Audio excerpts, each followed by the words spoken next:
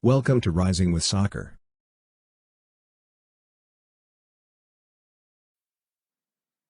Hello guys, coming to the match number 35, that is Portugal versus France. Portugal won Euro 2016, France won Nations League in 2019, and now we are coming to the Euro 2020 match between a group match between Portugal and France. And let's look into formation and lineup for both teams. In orange we have Portugal and in blue we have France. Rui Patricio will start in goal. Ruben Diaz and Pepe will be in centre back roles. Coming to the left back, Rafael Guerrero will be getting a start. Nelson Semedo will be starting as a right back. Coming to the holding midfielders, Danilo Pereira will surely start, but I think Renato Sanchez will get the go ahead instead of William Carvalho. William Carvalho has been very ineffective in his previous two games in Euro, so I think Renato Sanchez should get his chance to start. And also, he has won league this season with Lille in France, and against the game versus Germany, he played a nice role in last 20 minutes, 30 minutes, which he got as a substitute. So I think he will be starting.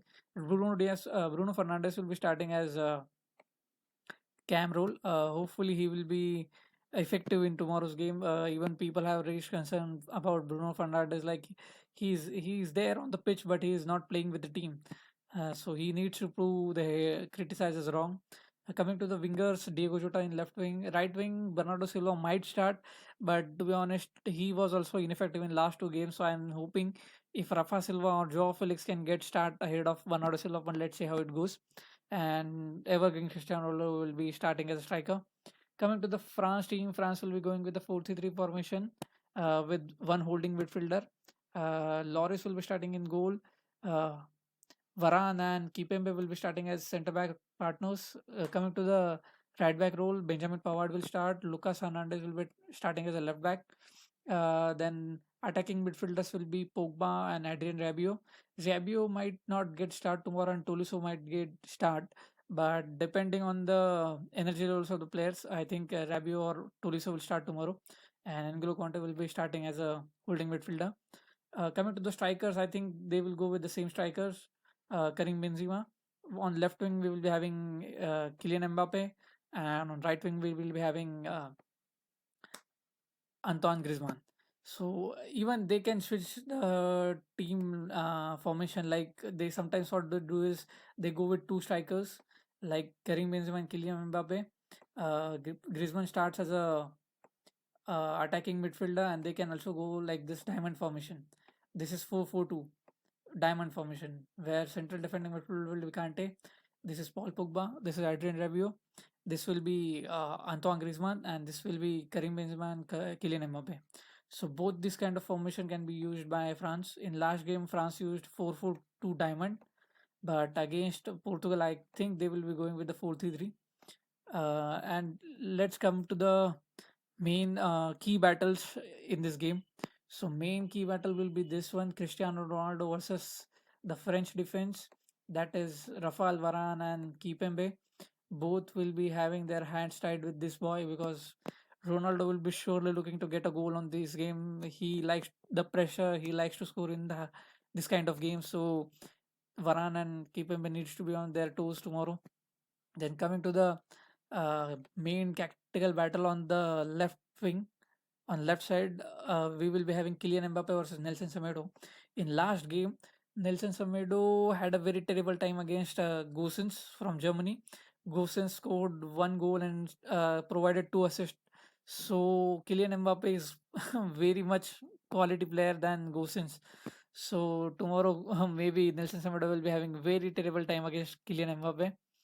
Then coming to the attacking, we will be seeing Pepe versus Karim Benzema or Ruben Diaz versus Karim Benzema. But as Pepe and Karim Benzema have played for Real Madrid during 2012, 13, 3, 4 seasons, so I think Pepe will be taking on Karim Benzema in that role. Then Antoine Griezmann will be looking to take on Rafael Guerrero.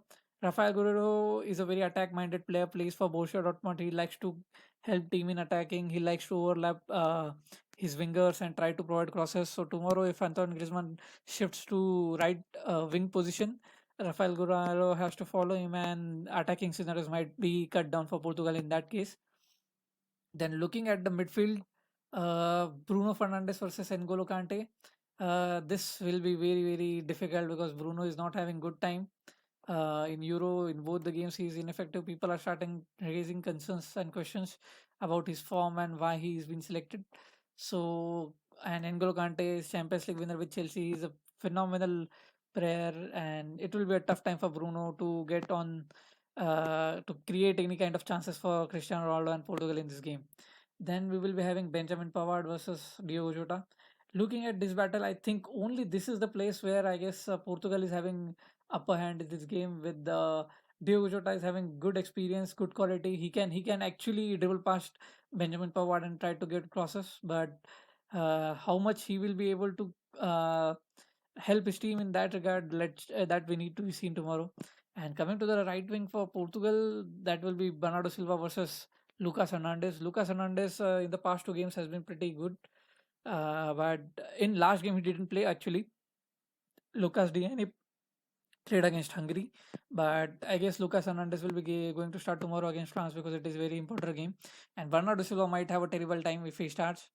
If at all Rafa Silva or Joao Felix will start, they might have upper hand. But Bernardo Silva, I don't think he's having any upper hand against Lucas Hernandez. So these will be tactical battles. And looking at the Pogba versus Renato Sanchez or William Carvalho, Pogba is having phenomenal first match against Germany.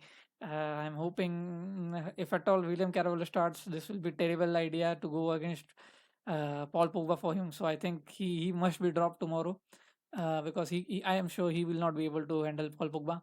And Adrian Rabiot versus Danilo Pereira, I guess Danilo Pereira will be able to get hold of Adrian Rabiot. But let's see, even Danilo Pereira needs to prove. Half of the Portugal team needs to show their energy and their enthusiasm going into this tournament because this tomorrow's game is very, very much important. If at all they win or they get a draw, they are going into round of 16. If they lose tomorrow's game, they might be going home. So they need to take care in this game. They should not concede more than one goal in tomorrow's game. If at all they want to stand a chance to go into round of 16. If they concede more than one goal and they do not score any goal, then Portugal will be going home. So let's hope for the best. I'm supporting Portugal and Cristiano Ronaldo, but this game will be very, very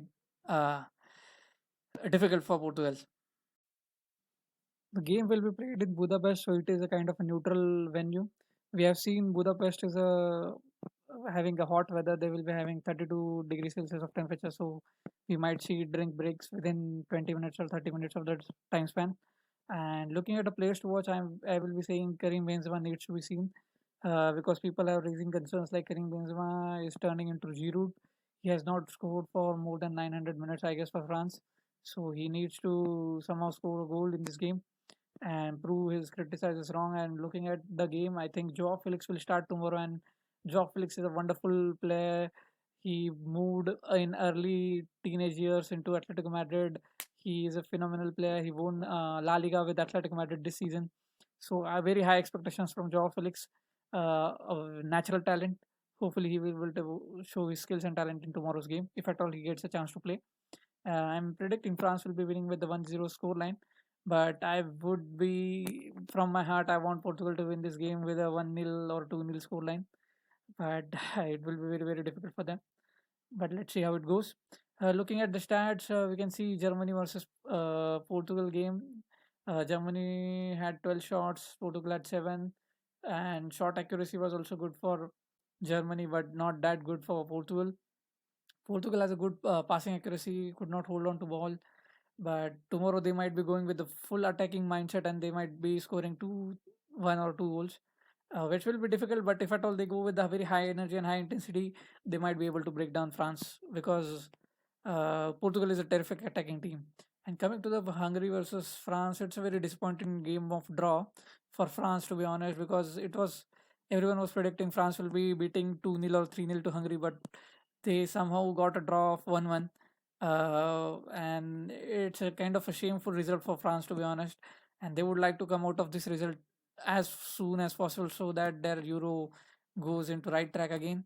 And France does not have any much stake because France has already qualified for round of 16 with the 4 points. Germany will surely beat or get a draw against Hungary tomorrow. So Portugal has all the thing to do. Either they has to get a draw, otherwise they have to win.